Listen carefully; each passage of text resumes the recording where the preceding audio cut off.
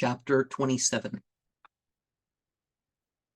Wherein we shall see revealed a dark and secret mystery, and learn how it comes about that the empires are often hurled against empires, and ruin falls alike upon the victors and the vanquished.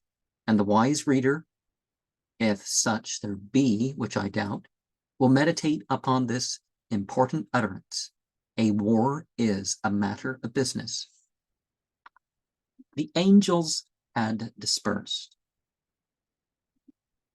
At the foot of the slopes of New Dawn, seated on the grass, Arcade and Zita watched the sign flowing by the willows. In this world, said Arcade, in this world which we call a cosmos, though it is but a microcosm, no thinking being can imagine that he is able to destroy even one atom. At the utmost, all we can hope for is that we shall succeed in modifying, here and there, the rhythm of some group of atoms and the arrangement of certain cells, that when one thinks of it, must be the limit of our great enterprise. And when we shall have set up the contradictor in the place of Ealdabaoth, we shall have done no more. Zita is the evil in the nature of things, or in their arrangement. And that is what we ought to know. Zita, I am profoundly troubled. Arcade, replied Zita, if to act, we had to know the secret of nature. One would never act at all, and neither would one live, since to live is to act. Arcade, is your resolution failing you already? Arcade assured the beautiful angel that he was resolved to plunge the demiurge into eternal darkness. A motor car passed by on the road, followed by a long trail of dust. It stopped before the two angels, and the hooked nose of Baron Everdingen appeared at the window. Good morning, my celestial friends, good morning, said the capitalist. Sons of heaven, I am pleased to meet you. I have a word of importance to say to you. Do not remain idle. Do not go to sleep. Arm, arm. You may be surprised by Ealdabaoth. You have a big war fund. Employ it without stint. I have just learned that the Archangel Michael has given large orders in heaven for thunderbolts and arrows. If you take my advice, you will procure 50,000 more electrophores. I will take the order. Good day, angels.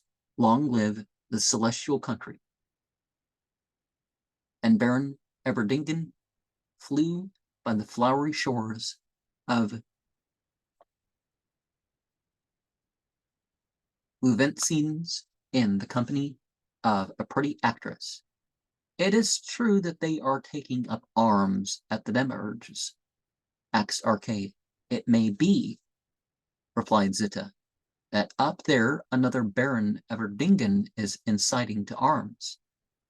The guardian angel of young Maurice remained pensive for some moments.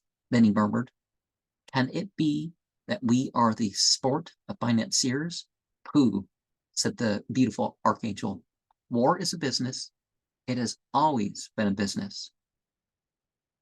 Then they discussed at length the means of executing their immense enterprise, rejecting disdainfully the anarchistic proceedings of Prince Istar. They conceived a formidable and sudden invasion of the kingdom of heaven by their enthusiastic and well-drilled troops. Now, Baratan, the innkeeper of La Jonchère, who had let the entertainment hall to the rebellious angels, was in the employ of the secret police. In the reports he furnished to the prefecture, he denounced the members of the secret meeting as meditating an attack on a certain person who they described as obtuse and cruel, and whom they called a labelote. The agent believed this to be a pseudonym denoting either the President of the Republic are the Republic itself. The conspirators had unanimously given voice to threats against a Labelote, and one of them, a very dangerous individual, well known in anarchist circles, who had already several convictions against him on account of writings and speeches of a seditious nature, and it was known as Prince Istar, or the Querobe, had brandished a bomb of a very small caliber, which seemed to contain a formidable machine. The other conspirators were unknown to Baratan, notwithstanding the fact that he frequented revolutionary circles. Many among them were very young men, mere beardless youths. There were two who, it appeared, had spoken with conspicuous vehemence, a certain arcade dwelling in the Rue Saint-Jacques, and a woman of easy virtue called Zita, living at Montmartre, to confer without delay with the president of the council. The Third Republic was then going through one of those climacteric periods, during which the French nation, enamored of authority and worshipping force, gave itself up for lost because it was not governed enough, and clamored loudly for a savior. The president of the council and minister of justice was only too eager to be that longed-for savior. Still, for him to play that part, it was first necessary that there should be a danger to face. Thus, the news of a plot was highly welcome to him. He questioned the prefect of police on the character and importance of the affair. The prefect of police explained that the people seemed to have money, intelligence, and energy, but they talked too much and were too numerous to undertake the secret and concerted action. The minister, leaning back in his armchair, pondered on the matter. The empire writing table at which he was seated, the ancient tapestry which covered the walls, the clock and the candelabra of the Restoration period, all in this traditional setting, reminded him of those great principles of government which remain immutable throughout the succession of regimes of stratagem and of bluff. After the brief reflection, he concluded that the plot must be allowed to grow and take shape, that it would even be fitting to nurse it, to embroider it, to color it, and only to stifle it after having extracted every possible advantage from it. He instructed the prefect of police to watch the affair closely, to render him an account of what went on from day to day, and to confine himself to the role of informer. I rely on your well-known prudence. Observe and do not interfere. The minister lit a cigarette. He quite reckoned with the help of this plot on silencing the opposition, strengthening his own influence, diminishing that of his colleagues, humiliating the president of the Republic, and becoming the savior of his country. The prefect of police undertook to follow the ministerial instructions, vowing inwardly all the while to act in his own way. He had a watch to put on the individuals pointed out by Baratan, and commanded his agents not to interfere, come what might. Perceiving that he was a marked man, Prince Istar united prudence with strength, withdrew the bombs from the gutter outside his window where he had hidden them, and changing from motor bus to tube, from tube to motor bus, and choosing the most cunningly circuitous route,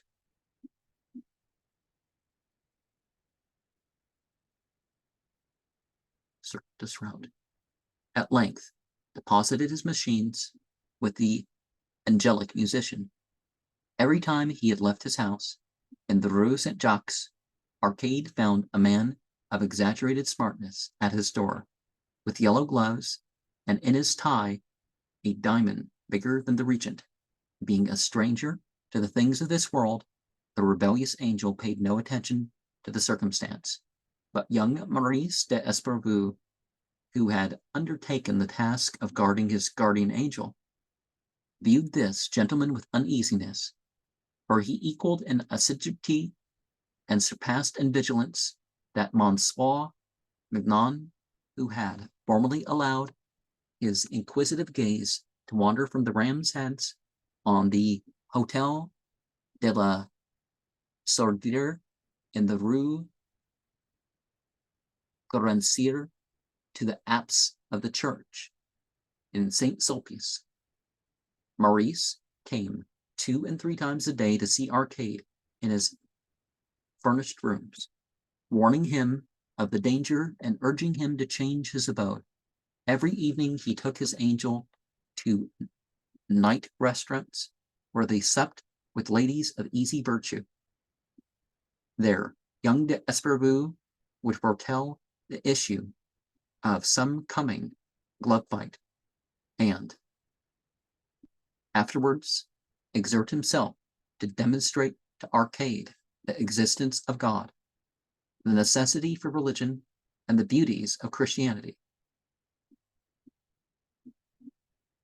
To adjure him to renounce his impious and criminal undertakings, wherefrom, he said, he would reap but bitterness and disappointment. For really, said the young apologist, if Christianity were false, it would be known. The ladies approved of Maurice's religious sentiments, and when the handsome Arcade uttered some blasphemy in language they could understand, they put their hands to their ears and bade him be silent, for fear of being struck down with him. For they believed that God, in his omnipotence and sovereign goodness, being taking sudden vengeance against those who insulted him, was quite capable of striking down the innocent with the guilty without meaning it. Sometimes the angel and his guardian took supper with the angelic musician, Maurice, who remembered from time to time that he was Bouchot's lover, was displeased to see Arcade taking liberties with the singer. She had allowed him to do so ever since the day when the angelic musician, having had the little flowery couch repaired, Arcade and Bouchot had made it a foundation for the friendship. Maurice, who loved Madame de Abels a great deal, also loved Bouchot a little, and was rather jealous of Arcade. Now jealousy is a feeling natural to man and beast, and causes them, however slight the attack, keen unhappiness. Therefore, suspecting the truth which Bouchot's temperament and the angel's character made sufficiently obvious, he overwhelmed Arcade with sarcasm and abuse, reproaching him with the immorality of his ways. Arcade answered tranquilly that it was difficult to subject physiological impulses to perfectly defined rules, and that moralists encountered great difficulties in the case of certain natural tendencies, necessities. Moreover, added Arcade, I freely acknowledge that it is almost impossible systematically to constitute a natural moral law. Nature has no principles. She furnishes us with no reason to believe that human life is to be respected. Nature, in her indifference, makes no distinction between good and evil. You see, then, replied Maurice, that religion is necessary. Moral law, replied the angel, which is supposed to be revealed to us, is drawn in reality from the grossest empiricism. Custom alone regulates morals. What heaven prescribes is merely the consecration of ancient customs. The divine law, promulgated amid fireworks on some Mount Sinai, is never anything but the codification of human prejudice. And from this fact, namely that morals change, religions which endure for a long time, such as Judeo-Christianity, vary their moral law. At any rate, said Maurice, whose intelligence was swelling visibly you will grant me that religion prevents much profligacy and crime, except when it promotes crime, as for instance, the murder of Iphigenia. Arcade, exclaimed Maurice. When I hear you argue, I rejoice that I am not an intellectual. Meanwhile, Théophile, with his head bent over the piano, his face hidden by the long, fair veil of his hair, bringing down from on high his inspired hands onto the keys, was playing and singing the full score of Aline, Queen of Golconda. Prince Istar used to come to their friendly reunions, his pockets filled with bombs and bottles of champagne, both of which he owed to the liberality of Baron Everdingen. Bouchotte received the Carib with pleasure, since he saw in him the witness and the trophy of the victory she had gained on the little flowered couch. He was, to her, as the severed head of Goliath in the hands of youthful David, and she admired the prince for his cleverness as an accompanist, his vigor, which she had subdued, and his prodigious capacity for drink. One night, when young de Esparvu took his angel home in his car from Bouchotte's house to the lodgings in the Rue Saint-Jacques, it was very dark. Before the door, the diamond in the spy's necktie glittered like a beacon. 3 cyclists standing in a group under its rays made off in diverse directions at the car's approach. The angel took no notice, but Maurice concluded that Arcade's movements interested various important people in the state. He judged the danger to be pressing, and at once made up his mind. The next morning he came to seek the suspect, to take him to the Rue de Rome. The angel was in bed, but Maurice urged him to dress and to follow him. Come, said he, the house is no longer safe for you. You are watched. One of these days you will be arrested. Do you wish to sleep in gaol? No. Well then come, I will put you in a safe place. The spirit smiled with some little compassion on his naive preserver. Do you not know, he said, that an angel broke open the doors of the prison where Peter was confined and delivered the apostle? Do you believe me, Maurice, to be inferior in power to the heavenly brother of mine? Do you suppose that I am unable to do for myself what he did for the fishermen of the lake of Tiberias? Do not count on it, Arcade. He did it miraculously, or by a stroke of luck, as a modern historian of the church has it. But no matter, I will follow you. Just allow me to burn a few letters and to make a parcel of some books I shall need. He threw some papers in the fireplace, put several volumes in his pockets, and followed his guide to the car, which was waiting for them not far off outside the College of France. Maurice took the wheel. Imitating the Carib's prudence, he made so many windings and turnings, and so many rapid twists, that he put all the swift and numerous cyclists, speeding in pursuit, off the scent. At length, having left wheel marks in every direction, all over the town, he stopped in the Rue de Rome, before the first door flat, where the angel had first appeared. On entering the dwelling which he had left 18 months before to carry out his mission, Arcade remembered the irreparable past, and breathing in the scent used by Gilbert, his nostrils throbbed. He asked after Madame de Abels.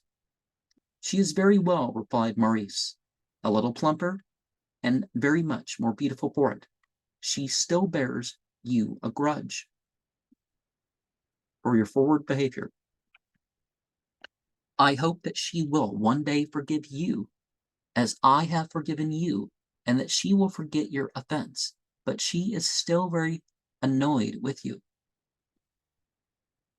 Young de Esparvu did the honors of his flat to his angel with the manners of a well-bred man and the tender solicitude of a friend. He showed him the folding bed which was opened every evening in the entrance hall and pushed into a dark cupboard in the morning. He showed him the dressing table with its accessories, the bath, the linen cupboard, the chest of drawers, gave him the necessary information regarding the heating and lighting, told him that his meals would be brought and the rooms cleaned by the concierge, and showed him which bell to press when he required that person's services. He told him also that he must consider himself at home and receive whom he wished. And we have seen the mention of diamonds and thunderbolts. While gold, as pliable as it is, doesn't make a person so secure in their armament. In fact, it's one of the worst things you can have, as you know, at least as far as metals are concerned. And it's a conductor too, so if there's some sort of shock or something involved. But diamond, you know, if you can shield with diamond, that's still pretty useful.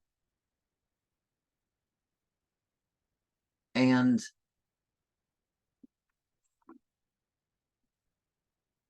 sometimes it does help not to know all the references, because how well does it really serve us to know all these references? And calling them women of easy virtue, I guess that makes it less obvious. You have to think about it rather than immediately, you know, no virtue or questionable virtue, you know right away. So they made it not quite so obvious, right?